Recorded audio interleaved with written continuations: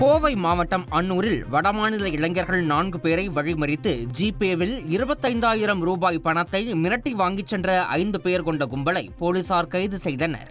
கெம்மநாயக்கன்பாளையம் பாலாஜி நகர் குடிநீர் தொட்டி அருகே நடந்து வந்த உத்தரப்பிரதேச மாநிலத்தைச் சேர்ந்த 4 பேரிடம் கஞ்சா கேட்டு தகராறு செய்த அதே பகுதியைச் சேர்ந்த அந்த கும்பல் பிறகு கத்தியை காட்டி மிரட்டி வழிப்பறியில் ஈடுபட்டுள்ளது. மேலும் 3 பேரிடம் செல்போன்களையும் பறித்துச் சென்றுள்ளனர். இதுகுறித்து அளிக்கப்பட்ட புகாரின் பேரில் போலீசார் கைது நடவடிக்கை மேற்கொண்டனர்.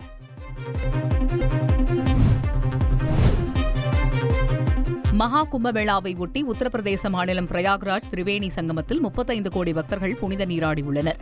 முக்கியமான வசந்த பஞ்சமி நாளில் 1.25 கோடிக்கும் அதிகமான மக்கள் புனித நீராடினார்கள்.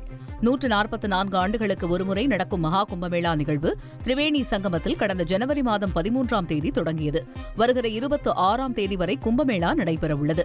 கூட்டத்தினரை கட்டுப்படுத்த அனைத்து இடங்களிலும் கூடுதல் துணை ராணுவப் படையினர் மற்றும்